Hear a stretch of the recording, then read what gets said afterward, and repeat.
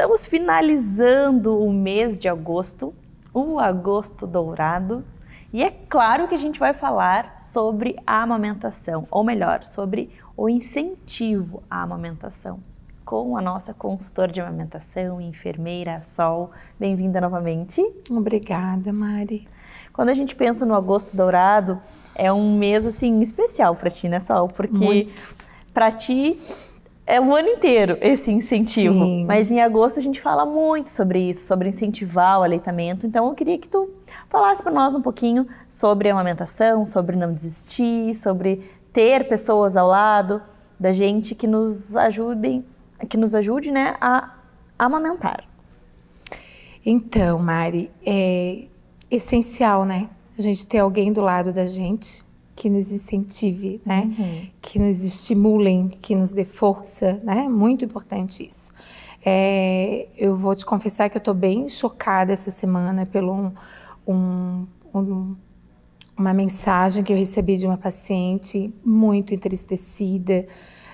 O bebê dela não estava ganhando peso e indicaram um pediatra para ela e ela foi achando que ia resolver o problema. Ela tem muito leite. Muito leite. E o pediatra jogou um balde de água cheio de gelo em cima dessa paciente. Dessa mãe que tanto sonha, porque ela me manda mensagem chorando, porque é o sonho dela. O maior sonho dela é amamentar, como de muitas mães, né? E o pediatra tirou o leite materno e botou o leite de fórmula. E a mãe tá em choque, assim. E conversei um monte com ela, expliquei que o leite materno, o bebê vai ganhar tão bem quanto se fosse o leite de fórmula, né? E que é importante as mães saberem que, principalmente quando escolher um pediatra, ter algumas informações, né? Se esse pediatra é realmente incentivador ao aleitamento materno, se esse pediatra consegue apoiar, né? Porque é muito chocante para uma mãe quando ela vai no consultório sabendo que ela tem produção e não recebe nenhum incentivo, né? Então é importante essa mãe, tem dúvida, nossa, tem um Instagram aí com um monte de gente. Essa paciente me achou no Instagram. E quando ela entrou em contato comigo, de imediato eu fui explicando para ela. Então é importante, assim, você ter um profissional. Tem várias meninas boas, né? Tem várias pessoas com experiência. Tem muitos pediatras muito bons que incentivam muito, né? Porque sabe-se que leite materno é o melhor alimento do mundo. Do mundo. Por que o pediatra vai... Não, vou seguir outra linha porque precisa ganhar peso. Esse bebê não ganhou peso, por quê? Porque estava pegando errado, né? Porque a mãe, de repente, o bebê era mais sonolento, ela não tinha nenhuma orientação, né, devida para que pudesse acordar esse bebê, fazer com que a amamentação, o período ali fosse maior, né, das mamadas. Então, é importante isso, a mãe ter consciência de pegar um bom profissional, seja consultor de amamentação, seja pediatra, até mesmo obstetra, às vezes dá muitas dicas, né? Então, é importante. Não dá para... Eu falei isso para ela, não leve isso para o outro lado, né?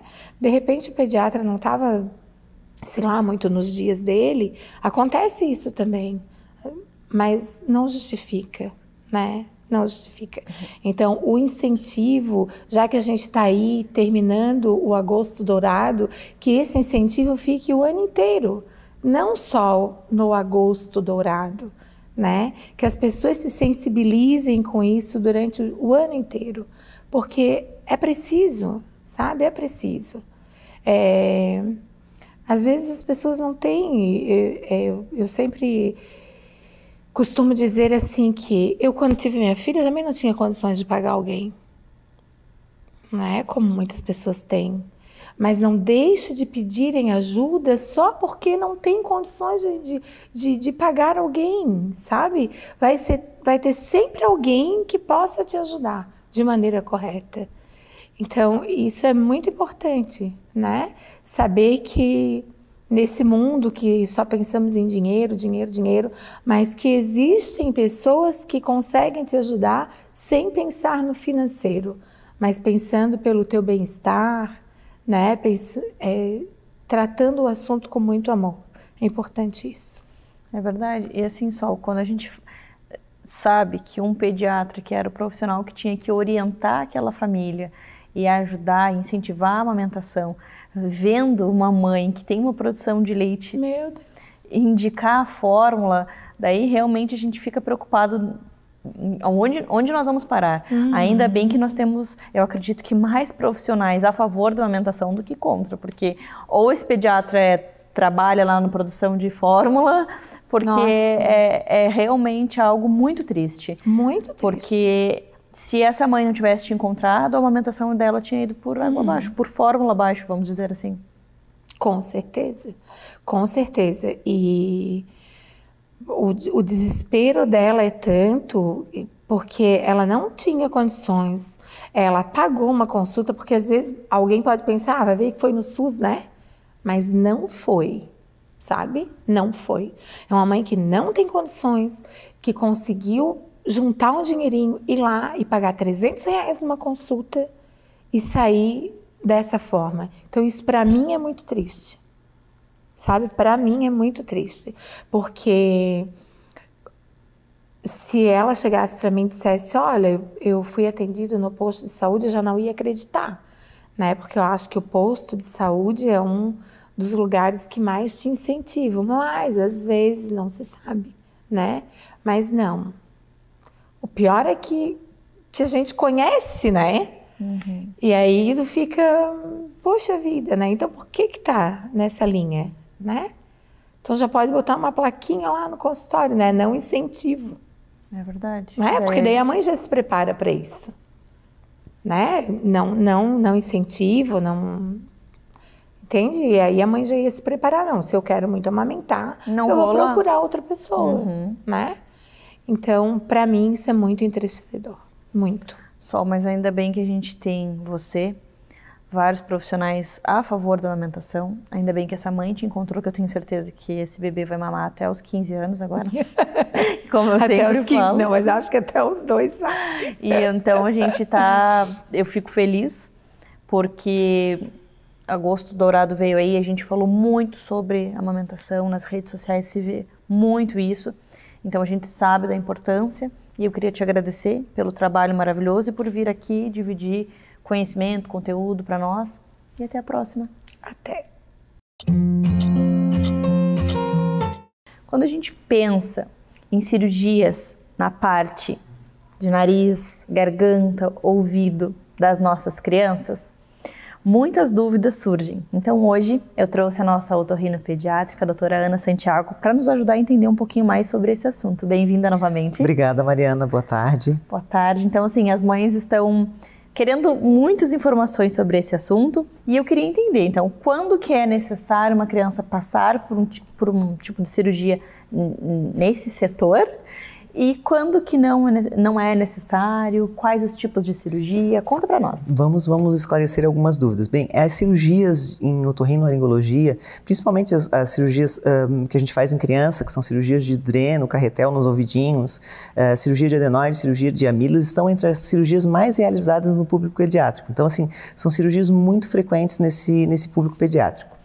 Existem critérios para indicação. Nós temos a Sociedade Brasileira de Otorrinolaringologia, ela frisa e divulga bastante entre os nossos médicos, que somos os sócios da sociedade, os critérios para indicação para tratamento cirúrgico. Então, não é toda criança que deve ser operada. Alguns critérios têm que ser preenchidos, tá? Por exemplo, a cirurgia de adenoide, que é aquela carninha esponjosa que cresce atrás do nariz e dificulta a respiração. Aquela criança que respira com a boca aberta, tá? Que faz quadros infecciosos de repetição, tá? Sinusites, sinusites recorrentes. Faz otites de repetição, porque uma adenoide grande às vezes dificulta também a drenagem do ouvido. Essa criança, e tem um tecido linfóide, uma adenoide, ocupando mais de 50% ou 70% do rinofaringe, é uma criança candidata sim a tratamento cirúrgico. Uma criança que faz otite de repetição, aquela criança que quase todo mês está tomando antibiótico porque o ouvido está inflamado, ou tem uma secreção no ouvido, mesmo que não cause dor, e essa secreção dificulta a audição da criança, causando prejuízo ao seu aprendizado, o desenvolvimento da linguagem, essa criança é candidata a tratamento cirúrgico no ouvido. A colocação do tubo de ventilação, que é um pequeno dreninho que a gente coloca na região do tímpano e drena, ventila o ouvido médio. Uma cirurgia é bem inteligente, porque ela é bem simples, a gente ventila o ouvido médio, tira a secreção do ouvido, a criança volta a escutar novamente, tá? E no caso de cirurgias de amígdalas, muitas vezes a necessidade de fazer o procedimento cirúrgico, quando as crianças têm uma amígdala muito grande que dificulta a respiração, é aquela criança que ronca, tem parada respiratória à noite, tá? Ou aquela criança que tem dificuldade de engolir alimentos mais sólidos. Essas crianças, avaliadas pelo otorrino, o otorrino vê o número de infecções, vê o tamanho das amígdalas, muitas vezes ele indica a cirurgia de amidalectomia também. Então essas são as 3 principais cirurgias mais realizadas no público pediátrico: a cirurgia de carretel, colocação de tubo de ventilação, a adenoidectomia e a amidalectomia, tá? São cirurgias assim com nível de complexidade não alto. A adenoidectomia e timpanotomia para tubo de ventilação, baixa complexidade. A amidalectomia, um pouquinho mais de cuidado, porque o pós-operatório pode existir sangramento e é uma cirurgia que dói bastante. Então, os pais têm que estar bastante orientados com a necessidade de fazer uma dieta no pós-operatório, de ter atenção com sangramento. Então, se a criança tiver, a família da criança estiver bem orientada, geralmente nós não temos problema. E quando a gente pensa nesse pós-operatório, o que vem pela frente? Quais são os cuidados? Em quanto tempo a vida da criança volta ao normal? Pode comer tudo, frequentar a escola? Geralmente, cirurgias menores, onde a gente mexe só na adenoide, a alimentação a gente pede para cuidar 1 ou 2 dias, mas assim, não é uma cirurgia que impacta muito no pós-operatório, porque não fica uma área cruenta, uma área para cicatrização aberta, fica atrás do nariz. Então, geralmente nós não temos muito problema com a cirurgia de adenoide, é uma cirurgia mais simples, o pós-operatório. Quando nós temos a cirurgia de amígdala, a gente orienta para aquela primeira semana de pós-operatório ter cuidado com o tipo de alimentação. São proibidos alimentos quentes e duros. O ideal são líquidos, pastosos, mas com temperatura ambiente, nada muito quente. E é na primeira semana. Tá? E a cirurgia de ouvido geralmente não dói muito, a gente só tem que ter cuidado para não deixar entrar água no pós-operatório. Antigamente existia muita proibição quanto a criança não podia mais nadar, não podia mais entrar na água. Hoje, os estudos mostram que não existe essa certeza de que se frequentar a natação vai entrar água e vai inflamar. O que eu oriento para os pacientes, pode até ir para a natação, mas não pode mergulhar, porque com mergulho vai entrar água. E aí a gente orienta para o banho fazer um moldezinho para não entrar água e não ter problema. Tá? Isso por um período? Por um período. Geralmente, a média de tempo, 6, 8 meses, 1 ano depois, o dreno cai sozinho, não precisa tirar. A maioria dos casos, mais de 98%, geralmente cai sozinho. Lá, uma vez ou outra, uma ou outra criança que o dreno fica por mais tempo. Aí precisa retirar cirurgicamente. As pessoas ficam com muito medo de, eu vou tirar as amígdalas, eu tiro toda a proteção, aí sim eu vou ter mais dores na garganta. Como que a gente pode ajudar as mães a entender esse assunto? Isso era um assunto bastante controverso até algum tempo atrás. Na verdade, a amígdala é um tecido linfóide. Ela é como se fosse o mesmo tipo de tecido da adenoide, o mesmo tipo de tecido das ínguas que aparece no nosso corpo quando a gente tem um processo infeccioso. Ele ajuda na produção de umas célulazinhas de defesa que melhoram o nosso sistema imunológico. Mas não é o único local onde produz essas células de defesa, tá? Existem outras regiões, ou seja, se tu tirar a amígdala, não quer dizer que tu vai diminuir a imunidade do teu filho. Tá? Ela ajuda na produção de IgA, mas ela não é o único tecido responsável por isso. É claro que a gente vai indicar o procedimento cirúrgico se houver necessidade. Não vai expor uma criança a um risco desnecessário, um risco anestésico, um risco de sangramento no pós-operatório sem necessidade. Mas eu posso te garantir que quando é bem indicado, depois daquela primeira semana ruim, que eles não conseguem comer, a qualidade de vida é outra, é um divisor de águas. As mães sempre dizem, a vida do meu filho foi antes da cirurgia e depois da cirurgia. Olha só. Então, essa questão da imunidade, existia muita controvérsia sobre isso. Então, quando é bem indicado e realmente tem um quadro obstrutivo, esse medo, vou tirar a amígdala, vai diminuir a imunidade. Não acontece isso. Existem outros tecidos que ajudam a produção dessas células de defesa. E nós estamos indicando a cirurgia porque a criança provavelmente está com um quadro infeccioso e está com infecções respiratórias. Então, assim, o benefício vai ser maior do que o risco, vale a pena fazer o procedimento. É verdade, porque se a gente está fazendo a cirurgia porque a criança está repetindo os quadros virais, que proteção é essa? Exatamente. Então, assim, existem critérios de indicação. O otorrino consegue avaliar esses critérios e ele vai indicar conforme a necessidade. Tá? Mas, assim, quando bem indicado, a cirurgia é um divisor de águas, as crianças melhoram bastante.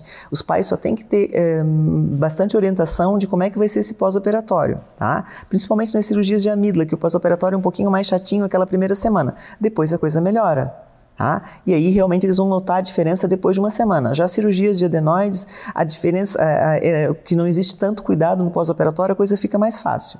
E as cirurgias dos ouvidos, quando a gente tira a secreção e a criança volta a escutar, é maravilhoso. Geralmente a gente coloca o dreno, depois a criança faz a revisão de uma semana e as mães dizem que eles já começaram a balbuciar e já começaram a falar. É incrível, porque a presença de líquido no ouvido médio diminui em torno de 25 decibéis a audição da criança. Quando tu retira a secreção, melhora a audição. As crianças que demoravam a falar começam a falar, começam a ficar tagarelas. É incrível. As mães relatam assim um divisor de águas pós-cirúrgico. Nossa, muito obrigada por nos ajudar a entender um pouco sobre esse assunto, porque a gente ouve muita coisa e por isso que eu sempre falo, assim, tem que ser informação de qualidade, tem que ser estudo, tem que ser um profissional capacitado para te ajudar a formar a tua opinião, não do Google, a vizinha. Por isso que aqui a gente tem os nossos médicos que nos ajudam a compreender como que funciona realmente. Então eu adorei, obrigada por trazer essas informações e até a próxima. Até a próxima. Você já ouviu falar em algum momento sobre constelação familiar? A gente vai falar um pouquinho sobre constelação com o nosso terapeuta, ele vai nos dar algumas dicas e a gente vai conversar sobre esse assunto a partir de agora. Então, bem-vindo novamente. Obrigado, que bom estar aqui de novo também. Muito bom te receber, já fica uma energia mais tranquila com a tua chegada. Sim, uma calma, assim. E eu queria entender então um pouquinho mais sobre constelação, sobre a importância da constelação e dividir com quem está nos acompanhando essas dicas que você trouxe para nós. A dica que eu trago para vocês hoje, né? A gente gosta bastante de série, né? Eu vejo gente toda hora querendo uma série nova. Em série. Então, no Netflix é uma série Uma Nova Mulher, que conta a história de 3 mulheres e cada uma tem um grande problema na vida, assim, e elas encontram um lugar que elas fazem as constelações. Então, não é uma série que a temática das constelações está inserida e a pessoa precisa entender, não. Ela vai mostrar as pessoas fazendo constelação, né? Para quem nunca viu, para quem tem curiosidade, é muito legal. E vai trazer muito isso do que a constelação traz, que é muitos dos nossos problemas de hoje tem a ver com a nossa história, né? A nossa história não nossa só, né? Dos nossos ancestrais aí, de 7, 8 gerações que a gente carrega. Então, dificuldades profissionais, dificuldades amorosas, dificuldades com os próprios filhos também, né? A gente não pode esquecer que o nosso filho é uma somatória, né? No caso, o meu filho é uma somatória minha e da minha esposa e carrega toda essa história minha que eu carrego e toda a história da minha esposa. Então, ele também traz histórias, mesmo ele às vezes tendo 1 aninho, 2 aninhos, muito pequeno, ele já traz essas histórias e nessa série mostra muito isso, que são coisas que às vezes, né, um tremor de mão, uma doença, ou um comportamento, ou uma forma de não conseguir, né, por exemplo, entrar no mar, ou alguma dificuldade de se relacionar com homens ou com mulheres, né? Então, vai trazendo, né, à tona, porque a constelação, o que ela vai fazer? Ela vai mostrar isso, né, e vai incluir isso no sistema, porque de alguma forma está excluído porque a gente não sabe, mas na nossa alma, na nossa essência, a gente sabe disso. A gente sabe, a gente carrega na nossa alma, nas nossas células, essas histórias de alguém da nossa família que foi morto, que morreu, que teve um acidente, ou que passou uma dificuldade, ou que não pôde se relacionar com alguém que amava, ou que teve que fugir da família, ou que viveu guerras, né? E até convido você aí que está assistindo a perceber isso, porque quando eu falo isso, talvez a sua alma já fala com você. Você já percebe que algumas coisas dessas que eu falei chamam mais atenção, toca o coração de você. Então isso também mostra que a gente tem essa ciência, né, esse conhecimento disso no nosso inconsciente, né? Que de alguma forma a gente sabe, mas não sabe. Isso é muito engraçado, porque quando a gente começa a ter consciência dessas situações, a mexer, ou seja, constelar mesmo, a gente começa a encontrar as soluções e as saídas e as respostas que a gente tanto procura. Às vezes a vida parece que eu escuto as pessoas, tô empacada, não consigo, tem uma pedra. E daí quando a gente descobre o que é, o que está travando, parece que flui, né? Assim, na minha percepção, né, a grande percepção da constelação é a gente assumir o nosso lugar.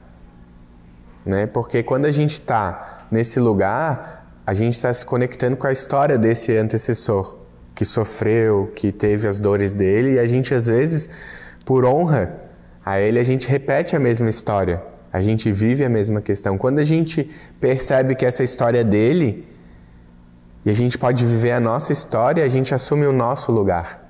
Aí a nossa vida, a gente tem a força necessária, a gente tem condição de executar. Às vezes, por exemplo,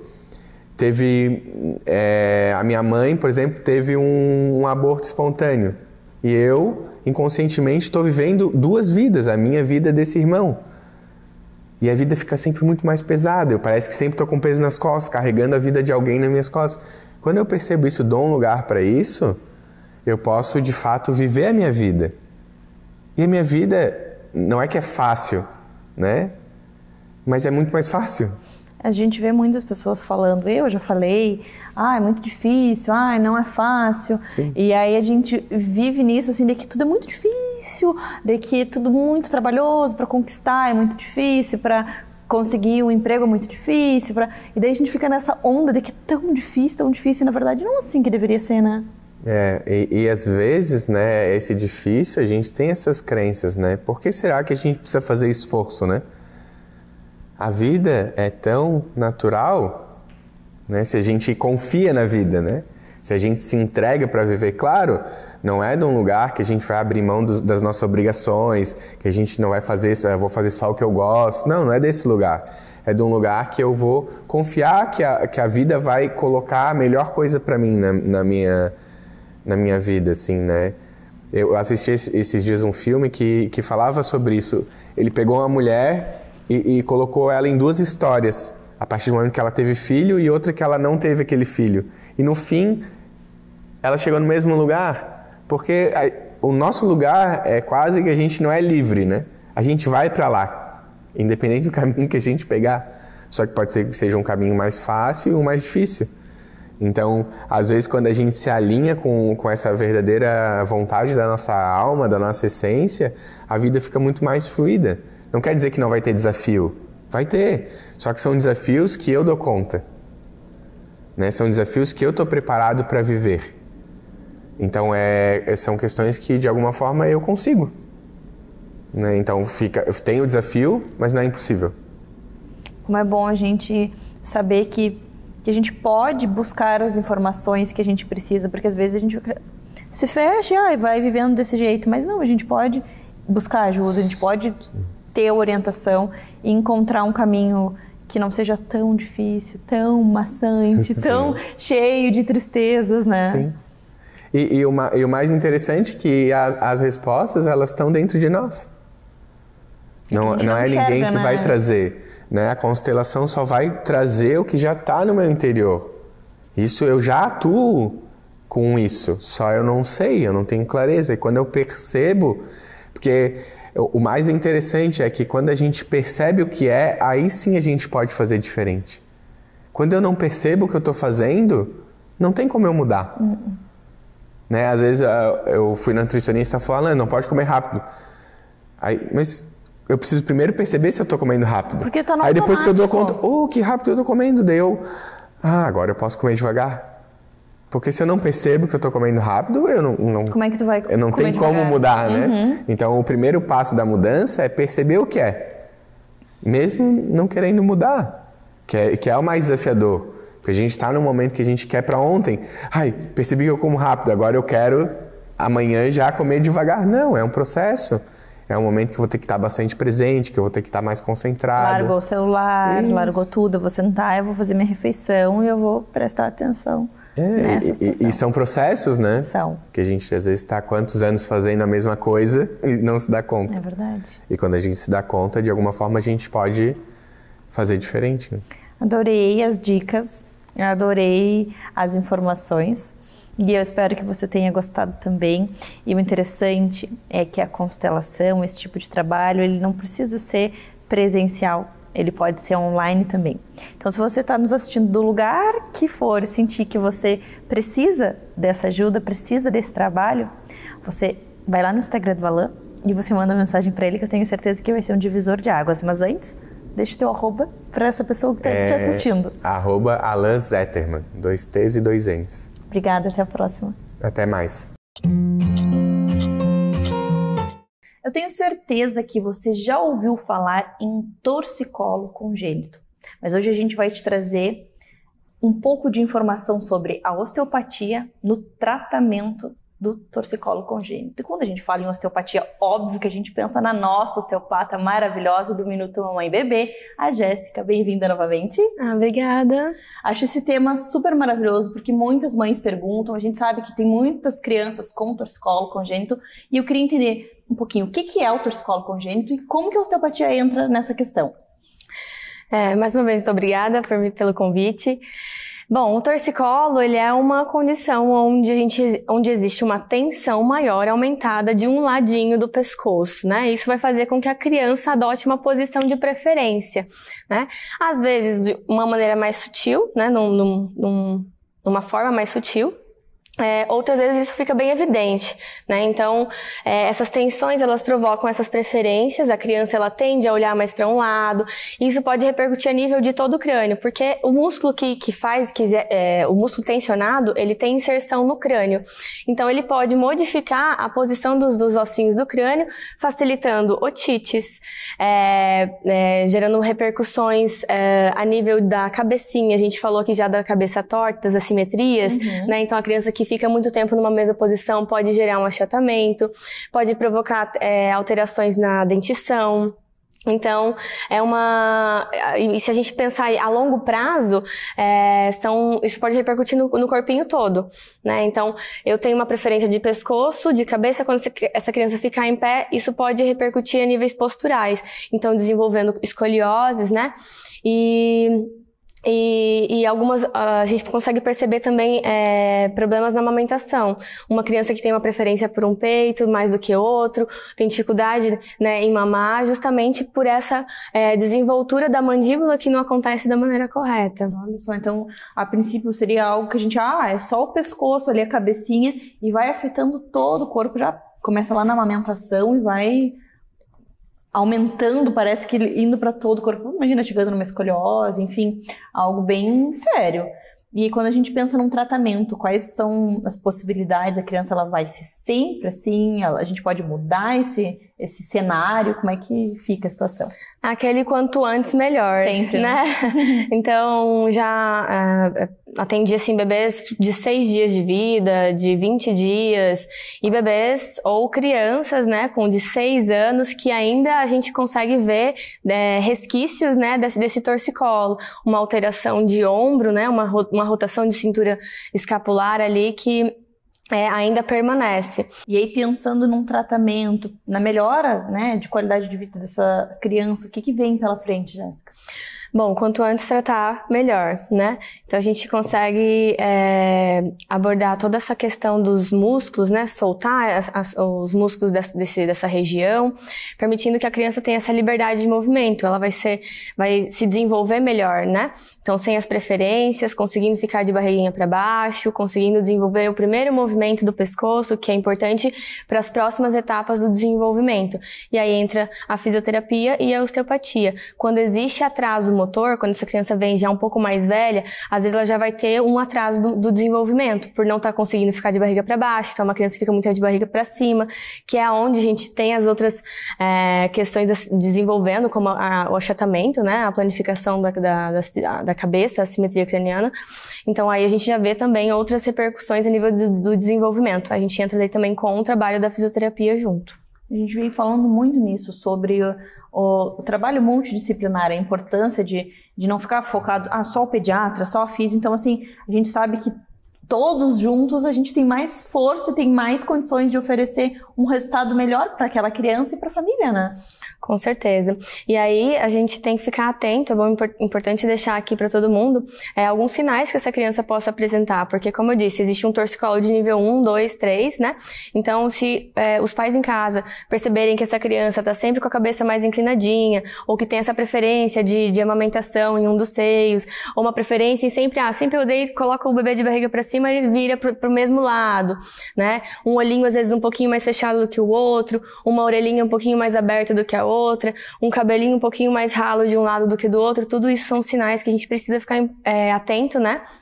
Que são indícios que essa criança tem algum tipo de tensão que pode estar aí atrapalhando não só na amamentação, mas nesse desenvolvimento em geral do bebê. E quando a gente pensa nesse tratamento com a osteopatia para esse caso, o que a gente espera assim de sessões? A gente sabe, lembrando que sempre cada caso é um caso, cada corpo vai responder de uma maneira, a gente nunca tem como precisar isso, mas em média, assim, o que necessita de número de terapias e acompanhamento para a gente já ver um resultado? Lembrando também que quando antes começa, mais rápido é o resultado, né? Olha, com uma sessão, o bebê ele já consegue ter um movimento mais livre, né? Então, ele já consegue se movimentar melhor. Porém, como é uma condição que às vezes vem desde dentro do útero, né? Então, a criança tem uma preferência de posição lá, enfim, diversos fatores que envolvem a gestação. É uma condição que ela pode ir retornando. Então, eu faço uma sessão, ele fica bem. Às vezes, dentro de um salto de desenvolvimento, é uma condição que pode voltar. Então, às vezes é necessário ficar atento, né, para poder trazer mais vezes. Mas, em média, 2, 3 sessões para a gente conseguir reajustar todo o sistema, organizar o bebê e sempre com bastante estímulos e orientações em casa, né? Desde a posição que você troca o bebê, às vezes ele está recebendo muito estímulo de um lado e isso facilita essa preferência. Então, a luminosidade, os barulhos da casa, né? Então, a posição que ele é deixado no berço, a posição da mãe, né, em relação ao bebê, às vezes no bebê conforto, ou mesmo na cama, ali tudo isso vai influenciar, facilitar essa criança às vezes virar mais de um lado para o outro. Então isso aí conta bastante, não adianta só fazer uma terapia em consultório, né, um tratamento em consultório, se a gente não mudar os estímulos do ambiente também para favorecer esse tratamento. Porque a gente vai passar muito tempo com esse bebê em casa, 24 horas do dia ali, a semana inteira. Então, tendo essas orientações para a gente poder... Porque as famílias, elas não fazem por mal, elas fazem por falta de informação. A gente não sabe o que está acontecendo. Com certeza. Por isso que eu sempre falo que se saiu alguma coisa do padrão, busca ajuda. É preferível pecar pelo excesso. Não, tá tudo certo, não tem nada. Mas a gente ter certeza do que deixar agravar uma situação. E em torno de quanto tempo leva uma sessão? 50 minutos, às vezes 1 hora, 1h30, né? A primeira sessão demora às vezes um pouquinho mais, a gente vai colhendo essa história, entendendo esses estímulos, vendo se isso é recente, se isso vem mais do ambiente externo ou se vem mais do ambiente interno mesmo do bebê, né? Mas em torno de 50 minutos a 1h30. Excelente. Querida, obrigada por dividir tanta informação conosco. Parabéns por esse trabalho maravilhoso, por proporcionar qualidade de vida para as crianças, por fazer, assim, magia com as suas mãozinhas. Obrigada. Até a próxima. Eu que agradeço. Até a próxima. Vamos falar sobre glúten e entender tudo sobre esse universo com a nossa gastropediatra maravilhosa, a doutora Camila Vitek. Bem-vinda novamente. Oi, Mari, obrigada. Glúten é algo que mexe muito com as mamães. Sim. E principalmente com as nossas crianças. E as mamães ficam desesperadas. Então, assim, o que a gente tem que entender um pouquinho em relação... o que a gente pode contar, né, para as mães, o que é bom a gente saber em relação ao glúten, doença celíaca e tudo que envolve esse tema, essa questão. Então, Mari, na verdade, a dieta sem glúten é uma dieta que está muito em moda, né? É comum você encontrar um amigo, um conhecido, eu tirei o glúten, estou bem melhor, não estou tão distendido. Então, e de vez em quando a gente pega alguma criança que também recebeu essa orientação e muitas vezes sem uma explicação, um respaldo científico, digamos assim, para que isso esteja ocorrendo. Então, em relação ao glúten, que é como se fosse uma proteína que está presente no trigo, na cevada, no centeio, e faz parte da nossa vida. E tem o potencial de desenvolver 3 situações, na verdade, assim, seria a doença celíaca, a sensibilidade não celíaca ao glúten e alergia ao trigo. Então, quando a gente vai pensar, né, então no glúten e daí pensando mais no trigo, que é o que a gente mais tem no cereal, que é mais comum na nossa vida, né? Então, o que é a doença celíaca? A doença celíaca é uma reação imunológica do nosso organismo.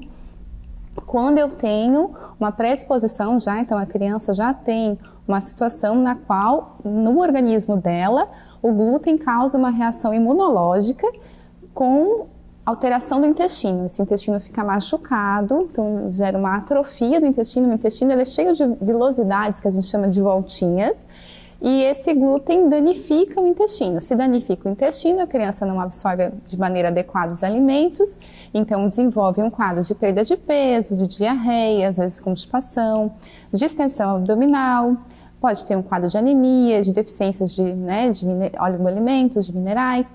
Então, é uma doença que nesse exato momento não tem uma cura, mas tem tratamento, que é a retirada do glúten da dieta. Então, essa criança que tem esse diagnóstico realizado através de exames de sangue e confirmado através de endoscopia com biópsia, é uma criança que tem indicação de retirada do glúten.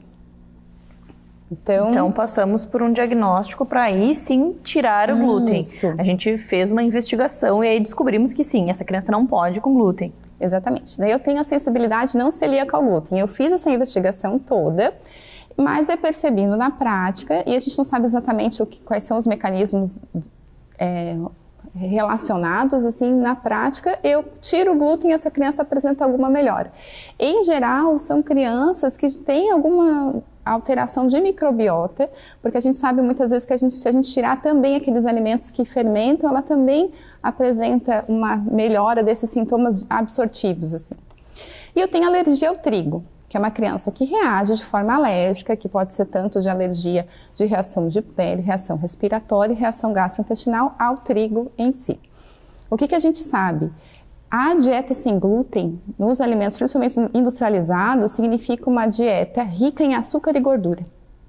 Então, quando você tira o trigo, o glúten, e os cereais, tu tira as fibras também.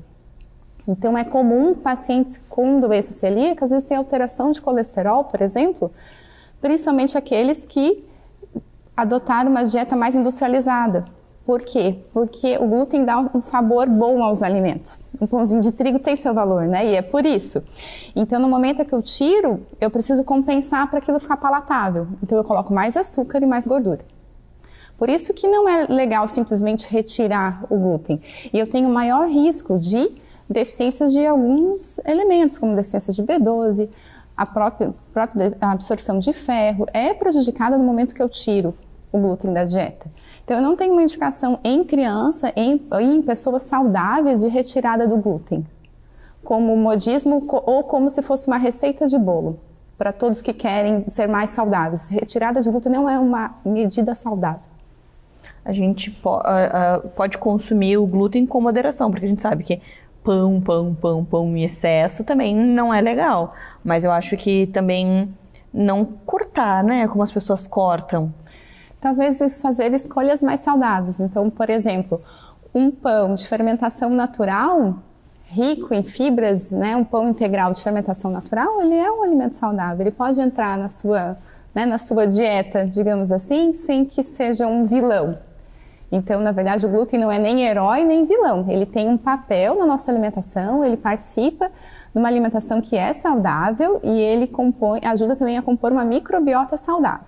Então, a indicação de retirada do glúten, ela tem que ser feita por um médico, pediatra, gastroenterologista, um nutricionista assim, mas com respaldo. Eu tenho que ter uma razão realmente que eu vou estar ajudando, porque retirada do glúten também significa perda de qualidade de vida e restrição social. Então vai muito além de simplesmente cortar um alimento por cortar.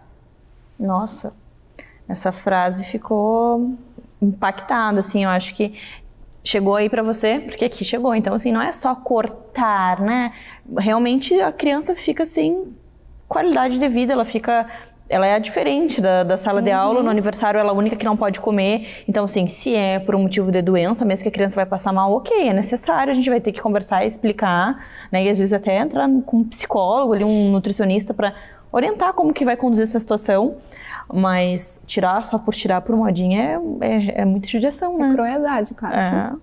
Camilinha, obrigada por dividir Mari. todas as informações conosco. Então agora a gente já sabe, nem vilão, nem mocinho. Obrigada, até a próxima. Obrigada, Mari. Você já ouviu falar em pé plano?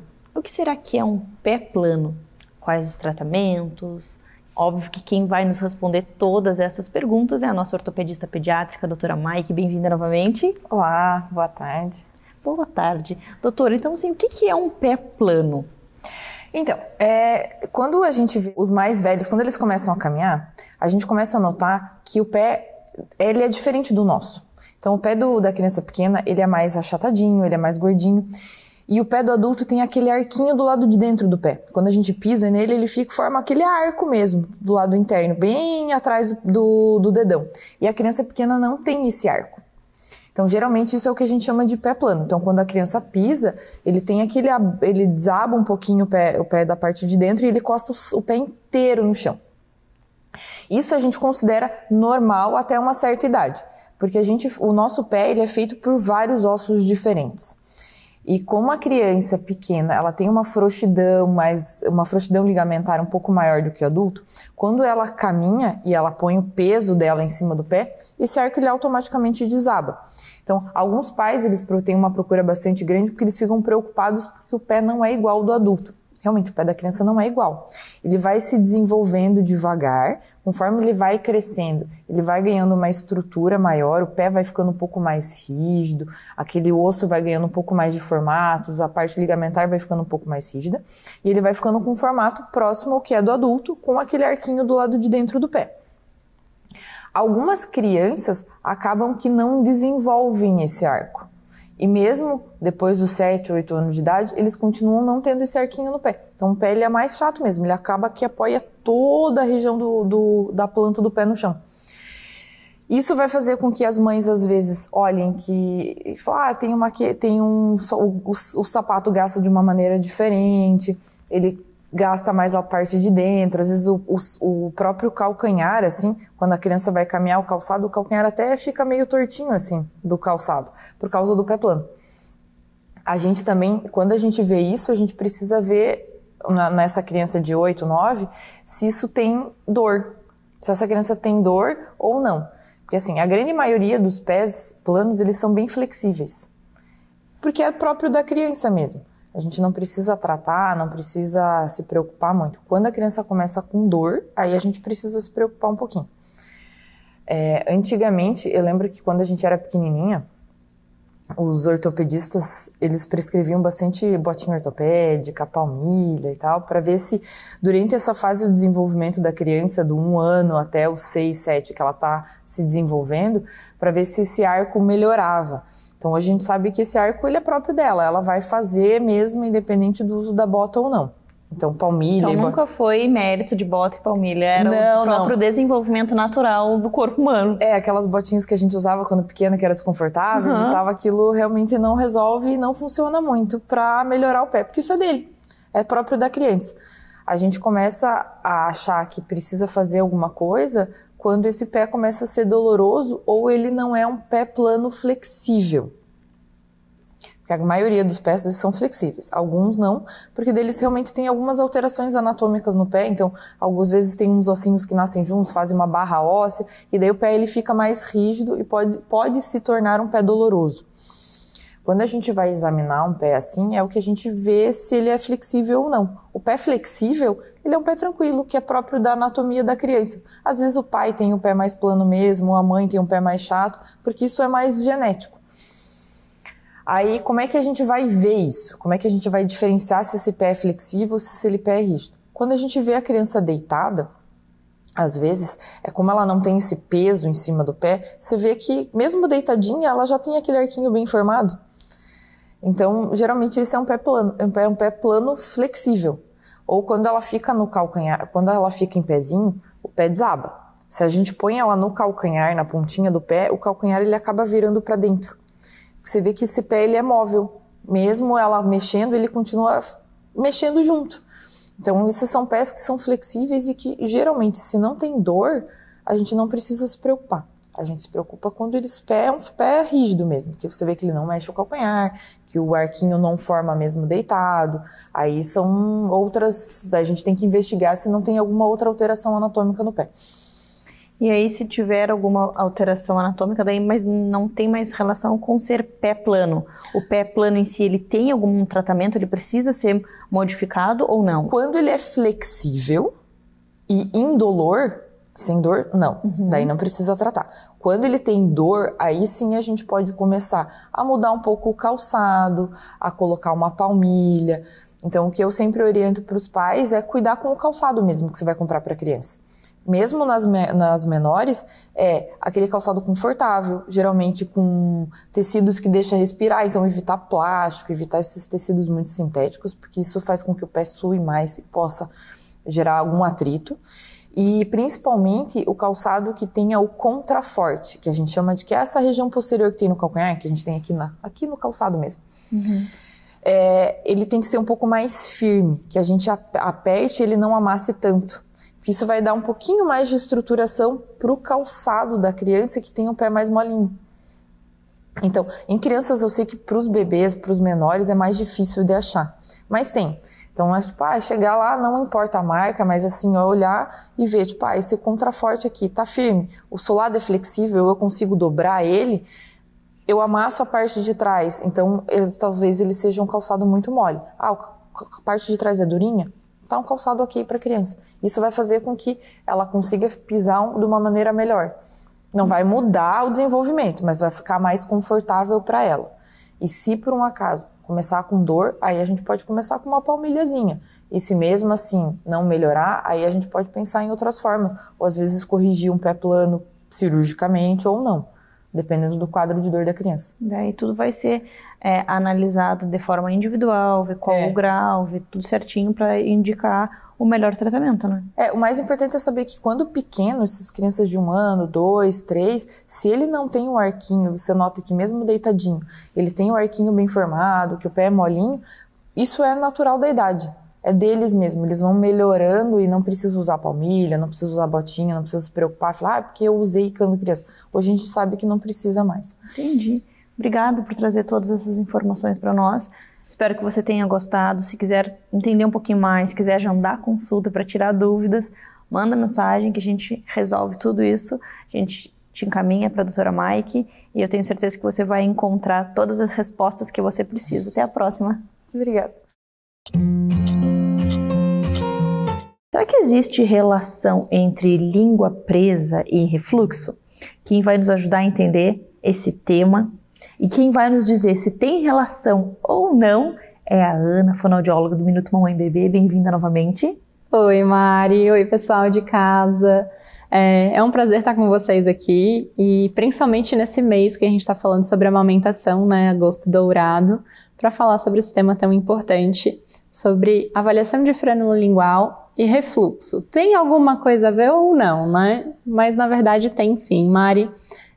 O nosso corpo é um corpo só, então o corpo do bebezinho é um corpo só, então às vezes se a gente tem uma língua presa, se a gente tem uma alteração de frênulo, isso pode repercutir no corpo inteiro do bebê, até no dedão do pé, então o refluxo não seria diferente. Então tem relação e eu vou explicar para vocês isso hoje. Olha só que interessante, é bom a gente entender, porque às vezes a gente quer uma solução e na verdade tem que ter um olhar mais abrangente para a gente chegar nessa solução, né, Ana? Então me fala um pouquinho da relação dessa do refluxo com a língua presa? Na verdade, o que acontece é que a língua presa, ela ainda é muito subdiagnosticada.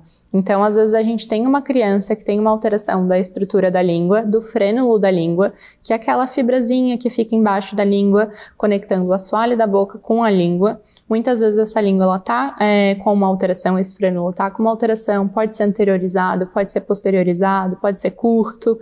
Isso acaba influenciando no processo de alimentação do bebê, na amamentação.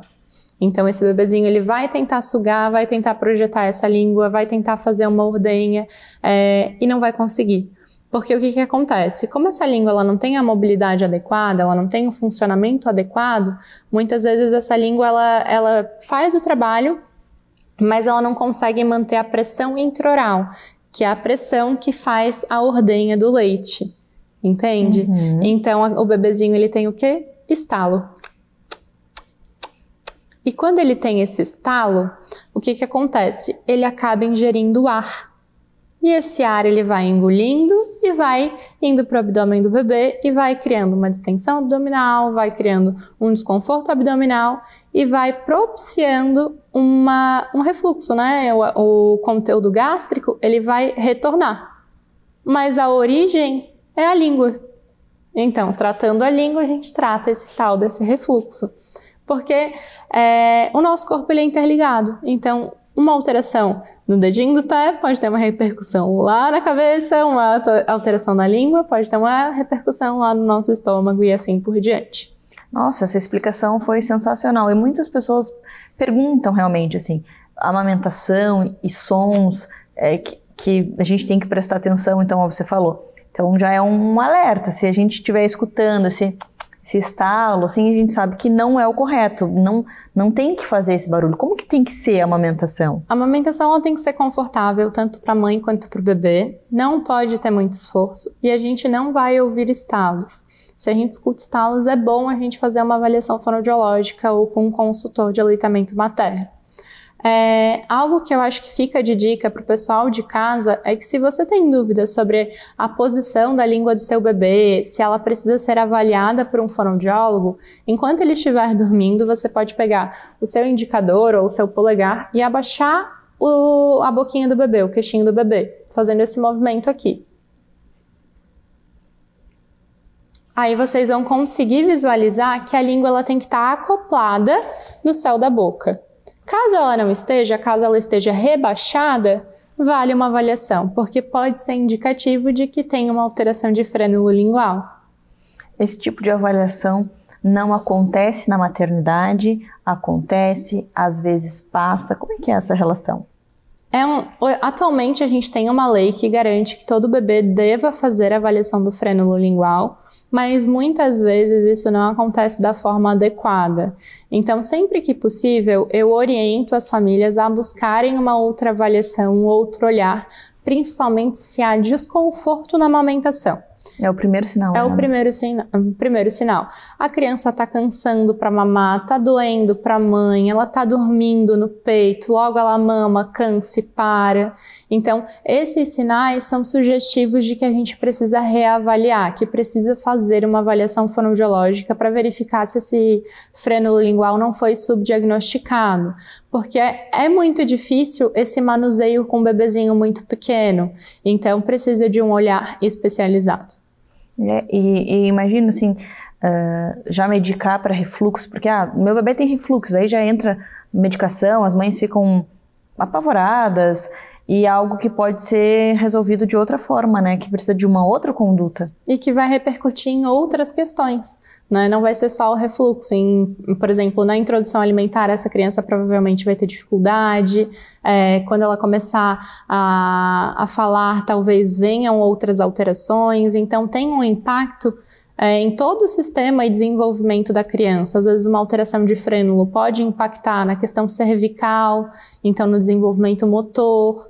Então a gente tem aí um impacto muito, muito amplo. Então a gente tem que ter um olhar muito carinhoso e muito atento para essas questões. É verdade. Nossa, muito obrigada por trazer esse tema, por nos ajudar a entender essa relação.